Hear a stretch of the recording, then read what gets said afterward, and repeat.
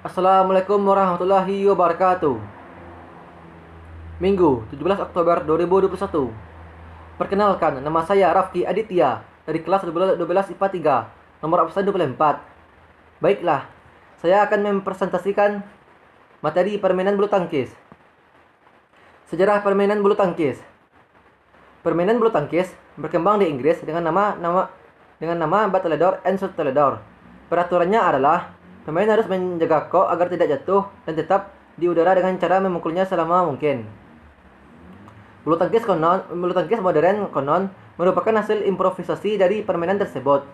Zaman dulu, bangsawan pemilik istana badminton house mengadakan pertandingan Battledore and Shuttledore yang sedikit dimodifikasi, yaitu memakai tali untuk membatasi tengah lapangan. Permainan ini kemudian berkembang pesat sejak tahun 1850-an dan orang-orang mulai menyebutnya sebagai badminton. Jadi, badminton sendiri sebenarnya merujuk pada nama istana Inggris yang mengadakan pertandingan kala itu. Badminton mulai masuk ke Indonesia pada zaman penjajahan sekitar tahun 1930. Akan tetapi, olahraga ini baru bisa berkembang di tahun 1947. Sejak saat itu, perkembangan badminton pun cukup pesat dan para atlet mulai bermunculan. Di tahun 1951, terbentuklah Persatuan Bulu Tangkis Seluruh Indonesia atau disingkat dengan PBSI yang menaungi aktivitas badminton di dalam negeri. Sampai sekarang, badminton jadi salah satu olahraga kebanggaan Indonesia karena mampu bersaing dengan atlet-atlet mancanegara. 1. Pengertian bulu tangkis.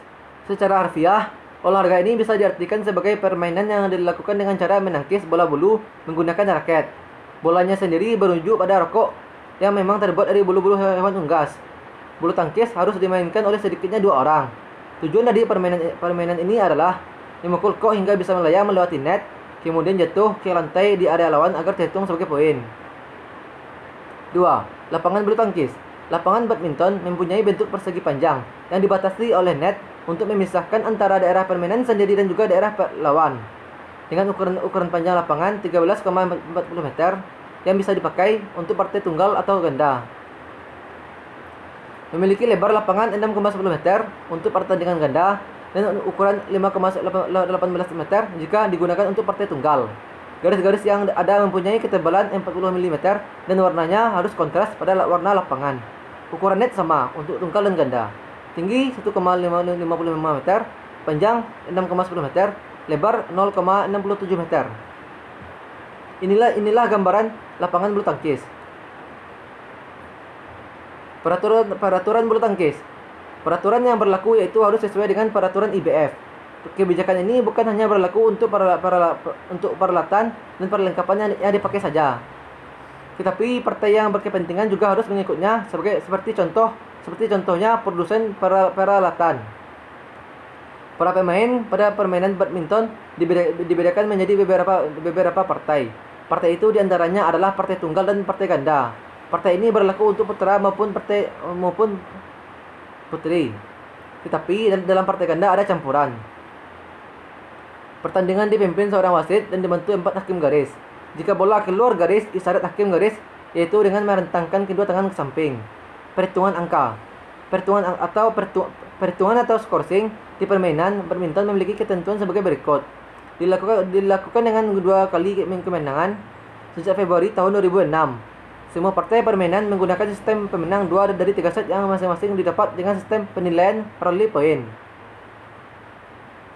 Sistem ini dilakukan dengan jumlah setiap game 21. Dan jika terjadi nilai 20-20, maka dinamakan Yos. Hingga untuk mencari kemenangan setelah kedudukan itu selisih 2 poin lebih dulu harus bisa diraih. Bila pihak server melakukan kesalahan, maka penerima server dinyatakan pindah bola dan mendapat nilai 1 poin. Bila penerima server melakukan kesalahan, maka pemain server mendapat nilai 1 poin. Server melakukan kesalahan jika terletak shuttlecock saat dipukul lebih tinggi dari pinggang server, atau ketika shuttlecock dipukul di badan raket tak diarahkan ke bawah hingga semua bagian kepala raket tak secara jelas dan nyata ada di bawah tangan server yang memegang raket. Teknik dasar bulu tangkis. 1. Cara memegang raket. Teknik memegang raket sebagai berikut. Teknik forehand. Teknik ini sama seperti ketika Anda memegang raket pada umumnya. Tangan harus menggenggam raket, sedangkan telunjuk dan ibu jari membentuk sudut atau huruf V. Teknik backhand hampir sama dengan teknik forehand. Hanya saja posisi ibu jari tidak bertemu dengan ujung jari lainnya, melainkan disejajarkan dengan pegangan raket sehingga mendekati telunjuk. 2. Posisi badan atau sikap berdiri, stance. Sikap berdiri dalam bulu tangkis. Badan tertumpu pada kedua kaki dibuka selebar bahu dan agak ditekuk. Bisa juga salah satu kaki ke depan dan yang lainnya sedikit ke belakang. Tangan agak diangkat dan ditekuk sehingga raket sejajar dengan dada atau kepala.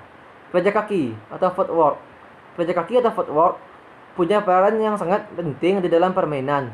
Kaki tidak hanya untuk memposisikan badan, tetapi juga jadi tumpuan sekaligus pusat keseimbangan tubuh. 4. Servis bulu tangkis. Teknik servis ada 3 macam, yaitu forehand pendek. Pemain memukul kok dengan tidak begitu kuat, akibatnya kok meluncur dan akan jatuh di sekitar net atau di area depan tim lawan. Forehand tinggi. Teknik ini dilakukan untuk membuat kok melambung tinggi dan jatuhnya cukup jauh dari area net. Backhand. Servis backhand dilakukan dengan tenaga sedang. Tujuannya agar kok bisa jatuh di dekat garis serang lawan dan mendarat setelah sedikit melewati net. Hal ini bertujuan agar lawan kesulitan mengembalikan serangan. 5. Cara memukul. Teknik memukul ada 5 macam, yaitu lob. Teknik ini dilakukan dengan cara memukul kok agar bisa terbang setinggi mungkin dan jatuhnya di belakang garis lapangan area tim lawan. Drop shot.